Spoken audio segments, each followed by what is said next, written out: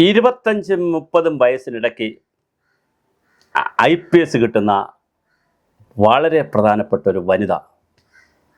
സന്ധ്യ IPS പോലെ തന്നെ ശ്രീലേഖ IPSും വളരെ പ്രധാനപ്പെട്ട ഒരു വനിതയായിരുന്നു.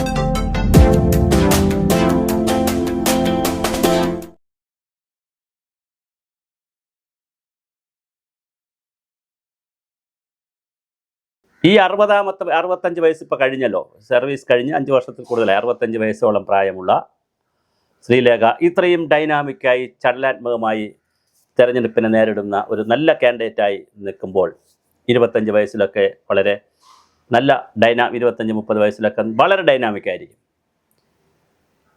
അവർ ആത്മകഥ എഴുതുകയാണ്. ഈ തെരഞ്ഞെടുപ്പ് കഴിഞ്ഞാൽ ഏറ്റവും പ്രധാനമായി അവർ ആത്മകഥ എഴുതുന്നു എന്നാണ് ഞങ്ങൾക്ക് കിട്ടുന്ന വിവരങ്ങൾ.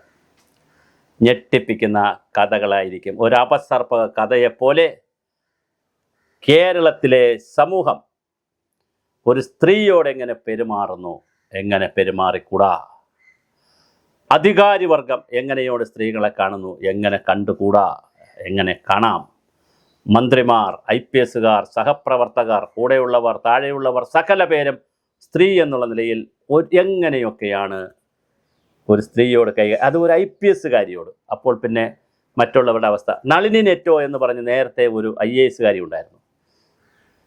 അവരെ കയ്യിൽ കയറി പിടിച്ചുവെന്നും അവരോട് അശ്ലീലം പറഞ്ഞുവെന്നും അവരെ മാനഭംഗപ്പെടുത്താൻ ശ്രമിച്ചുവെന്ന് പറഞ്ഞ് ഒരു മുൻ മന്ത്രി MLA ആയിരുന്ന കോൺഗ്രസിൻ്റെ ജിഹുവായിരുന്ന ഇന്ദിരാഗാന്ധി കണ്ടെത്തി തിരുവനന്തപുരത്ത് വലിയ ഭൂരിപക്ഷത്തിൽ ജയിച്ച, ഒരുപക്ഷെ AK ആൻ്റണിയേക്കാൾ കരുണാകരനേക്കാൾ ഇന്ത്യയിലെ ഏറ്റവും വലിയ കോൺഗ്രസ് നേതാവായി മാറുമായിരുന്ന നീലലോഹിതദാസൻ നാടാർ. അദ്ദേഹത്തിൻ്റെ ജീവിതത്തിലെ കരിപുരണ്ട ദിനങ്ങളായിരുന്നു നളിനി നെറ്റുമായി ബന്ധപ്പെട്ട അപവാദങ്ങൾ, കേസുകൾ. അതിൻ്റെ ശരി ന്യായാന്യായങ്ങൾ മറ്റുള്ളവർക്കറിയില്ല, കാരണം 2 പേർ മാത്രമുള്ളപ്പോഴുള്ള സംഭവമാണ്. എന്തായാലും വലിയ കേസായി. അതുപോലെ തന്നെ ഈ ശ്രീലേഖ IPSനെ ഇപ്പോൾ സോഷ്യൽ മീഡിയയിൽ ഇതിൻ്റെ ശരി തെറ്റുകളൊന്നും എനിക്കറിയില്ല, അതുകൊണ്ടാണ് ഞാൻ അത് അവർ പറഞ്ഞതായിട്ട് ക്ലെയിം ചെയ്യുന്നുമില്ല. പക്ഷേ സോഷ്യൽ മീഡിയയിൽ വലിയ കാർഡുകൾ വന്നുകൊണ്ടിരിക്കുന്നു. അവരെ കിസ് ചെയ്യാൻ മേലുദ്യോഗസ്ഥനോ മറ്റുള്ളവരോ ശ്രമിച്ചു.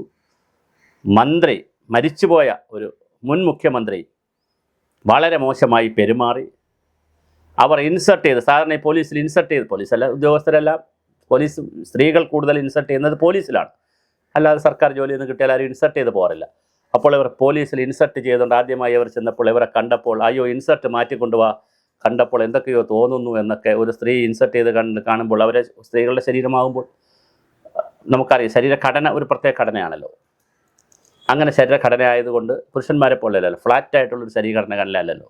അപ്പോൾ അങ്ങനെ ആയതുകൊണ്ട് ആ സ്ത്രീകൾക്ക് മറ്റൊരു ശരീരഘടനയാണ്. അതിനെ വേണമെങ്കിൽ ഒരു ലൈംഗിക അവസ്ഥയിലൂടെയൊക്കെ കാണുന്നവർക്ക് കാണാം. അയ്യോ മാറ്റിക്കൊണ്ടുവരൂ എന്ന് പറഞ്ഞ സഹപ്രവർത്തകരുടെ കഥ. അതാ ഞാൻ പറഞ്ഞ കോട്ടയം പുഷ്പനാഥൻ്റെ ഒരു നോവൽ വായിക്കുന്ന എല്ലാ അപസർപ്പ കാര്യങ്ങളും അവരുടെ ജീവിതത്തിൽ സംഭവിച്ചിട്ടുണ്ട്. അവർ അനുഭവിച്ച യാതനകൾ, വേദനകൾ, പീഡനങ്ങൾ, മാനസിക പീഡനങ്ങൾ, ഈ പിണറായി വിജയനിൽ നിന്ന് ഏറ്റ പീഡനങ്ങൾ, ഷംസീർ, നമ്മുടെ AM ഷംസീർ, അതായത് സ്പീക്കറായിരുന്ന ഷംസീറിന് കൊടുത്ത ദയാവായ്പ്, അവരുടെ കനിവാണ് ശ്രീലേഖ IPSൻ്റെ കനിവാണ് ഷംസീറിൻ്റെ ജീവിതം. അജിത് ഡോവലിൻ്റെ കനിവാണ് പിണറായിയുടെ ജീവിതം എന്നൊരു കഥയുണ്ട്. പിണറായി ആത്മഹത്യ എഴുതിയാലും ബുദ്ധിമുട്ടാവും, അജിത് ഡോവൽ ആത്മഹത്യ എഴുതിയാലും ബുദ്ധിമുട്ടാവും. അതുപോലെ ശ്രീലേഖ IPS ആത്മകഥയിലേക്ക് പോവുകയാണ്. ആത്മകഥ എഴുതിയാൽ ഒരുപാട് ബിംബങ്ങൾ ഉടഞ്ഞു പോകും. ടോമിൻ ജെ തച്ചങ്കരി ആക്ഷേപങ്ങൾ പറഞ്ഞതിന് ശേഷം അങ്ങോട്ടും ഇങ്ങോട്ടും മാപ്പൊക്കെ പറയുന്നു. അവർക്ക് വേണ്ടി അങ്ങോട്ടും ഇങ്ങോട്ടൊക്കെ കാര്യങ്ങളൊക്കെ പറയുന്നു. സോഷ്യൽ മീഡിയയിൽ ടോമിൻ്റെ തച്ചങ്കരിക്ക് വേണ്ടിയും എന്ത് വരുന്നു, മെസ്സേജുകൾ വരുന്നു. പിന്നെ അദ്ദേഹമാണ് ഇടുന്നതെന്ന് നമുക്കറിയില്ല. അതുപോലെ തന്നെ ശ്രീലേഖ IPS വേണ്ടിയും വരുന്നു. അതും അവരിടുന്നതാണോ എന്ന് അറിയത്തില്ല. അല്ലെങ്കിൽ സോഷ്യൽ മീഡിയയിൽ ഇപ്പോൾ ഒരു പ്രശ്നം, ആർക്കും കാർഡ് തയ്യാറാക്കാം, ഇഷ്ടമുള്ളത് ഇടാം. അങ്ങനെ ഒരു കുഴപ്പമുണ്ട്. കാരണം അതൊരു ഓപ്പൺ ചന്തയാണ്, മാർക്കറ്റാണ്. അവിടെ എല്ലാം നടക്കുന്നു, അവിടെ എല്ലാം നടക്കും. അപ്പോൾ അതുകൊണ്ട് അത് നമുക്ക് വിശ്വാസത്തിലെടുക്കാൻ പറ്റത്തില്ല.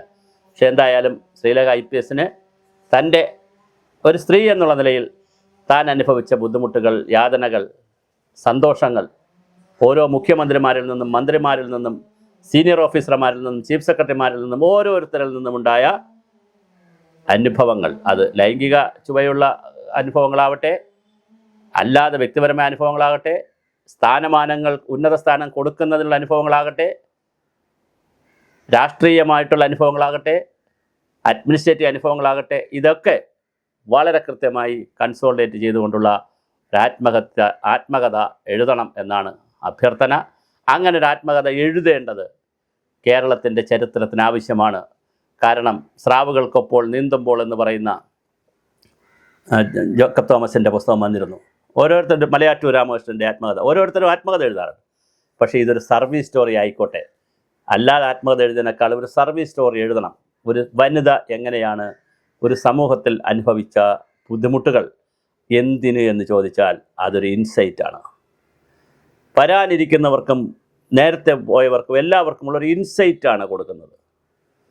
അതുകൊണ്ടൊരു ഇൻസൈറ്റ് കൊടുക്കാനുള്ള ഒരു പുസ്തകം, ഒരു ഉൾക്കാഴ്ച കൊടുക്കാനുള്ള ഒരു പുസ്തകം ശ്രീലേഖ IPS മാഡത്തിൽ എഴുതണം.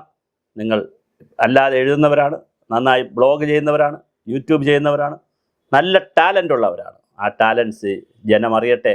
എന്തുകൊണ്ട് BJP പോയി, എന്തുകൊണ്ട് മേയറായില്ല, അതുമൊക്കെ പറയാം. നിങ്ങൾ തന്നെ പറഞ്ഞല്ലോ, ചാനലുകളിൽ പറഞ്ഞല്ലോ, ഇപ്രാവശ്യം മേയർ വനിതയ്ക്ക് കൊടുത്താൽ അടുത്ത പ്രാവശ്യം മേയർ വനിതയാകും. അപ്പം 2 വർഷം തുടർച്ചയായി വനിതയായി പോകും. ഇങ്ങനെയൊക്കെ. കാരണം അടുത്ത വർഷം ഇനിയിപ്പം വനിതയ്ക്കായിരിക്കുമല്ലോ തിരുവനന്തപുരം മിക്കവാറും. അപ്പോൾ ഇപ്രാവശ്യം വനിതയെ അടുത്ത 2 പ്രാവശ്യം വനിതയാകും. പിന്നെ അതുപോലെ തന്നെ പിന്നെ രാജേഷിൻ്റെ കുറച്ചുകൂടി കഴിവുകളൊക്കെ പറഞ്ഞ് ആണ് നിങ്ങൾ മാറിയത്. നിങ്ങളെ JP നദ്ദ വിളിച്ചെന്നും പിന്നെ താങ്കളെ അമിത്ഷാ വിളിച്ചെന്നും ഒക്കെ പറയുന്ന കഥകളുണ്ട്. എവിടെയാണ് രാഷ്ട്രീയമായി നിങ്ങൾക്ക് പരിക്ക് പറ്റിയത്? ആരാണ് നിങ്ങളെ പറ്റിച്ചെങ്കിൽ സർവീസിൽ എന്ത് അനുഭവങ്ങളാണുള്ളത്, ദുരനുഭവങ്ങളാണുള്ളതെന്ന് എഴുതുക, പച്ചയ്ക്ക് തുറന്നെഴുതുക. അതെന്തിനു വേണ്ടിയെന്നാൽ ഈ സമൂഹത്തിൻ്റെ മാറ്റമെന്ന് പറയുന്നത് കേവലം നിയമത്തിലൂടെയോ നയങ്ങളിലൂടെയോ തത്വങ്ങളിലൂടെയോ ഒന്നും മാത്രം വരുന്നതല്ല. സമൂഹത്തിൻ്റെ മാറ്റം അത് അനുഭവിച്ചവരുടെ അനുഭവങ്ങൾ കൂടി പിന്ന് വരുന്ന തലമുറയ്ക്ക് പകർന്നു കൊടുക്കുമ്പോൾ അതിൻ്റെ ശരി തെറ്റുകളിൽ നിന്ന് കൂടിയാണ് സമൂഹം പുതിയ കാര്യങ്ങൾ പഠിക്കുന്നത്. അപ്പോൾ എന്തായാലും ശ്രീലേഖ IPS ആത്മകഥ എഴുതുന്നു എന്നാണ് മനസ്സിലാക്കുന്നത്. അത് എഴുതണം, എഴുതി പൂർത്തിയാക്കണം, പൂർത്തിയാക്കി ലോകത്തിന് കൊടുക്കണം. ഞെട്ടിക്കുന്ന വെളിപ്പെടുത്തലുകൾ നിങ്ങളുടെ ആത്മകഥയിൽ നിന്ന് ഈ ലോകം കാത്തിരിക്കുന്നു. അതൊരു പൈങ്കിളി കഥയല്ല. ഒരു പഞ്ചസാരയ്ക്ക് വേണ്ടി, സമയത്തിന് വേണ്ടി, പഞ്ചസാര തിന്നും പോലെ അല്ലെങ്കിൽ ഉപ്പ് കഴിക്കുന്ന പോലെ, പുളി കഴിക്കുന്ന പോലെ 5 മിനിറ്റ് 10 മിനിറ്റ് നേരത്തേക്ക് ഒരു സുഖം കിട്ടുന്നതിന് വേണ്ടി, ഇക്കിളി കഥകൾ കൂട്ടിയ ഒരു സുഖം കിട്ടുന്നതിന് വേണ്ടി, ഒരു മസാല കൂട്ടി കഴിക്കുന്ന, ചിക്കൻ കഴിക്കുന്ന ഒരു സുഖം കിട്ടുന്നതിന് വേണ്ടിയിട്ടുള്ള കാര്യമല്ല ഞാൻ ഈ പറയുന്നത്. പച്ചയായ യാഥാർത്ഥ്യങ്ങൾ പച്ചയായി തന്നെ പച്ചയ്ക്ക് പറയുമ്പോൾ ഒരു സമൂഹത്തിന് നേരെയുള്ള വിരൽ ചൂണ്ടലാണ്. ആ ചൂണ്ടുന്ന വിരലുകളിലാണ് നാളെയുടെ നിലനിൽപ്പ്.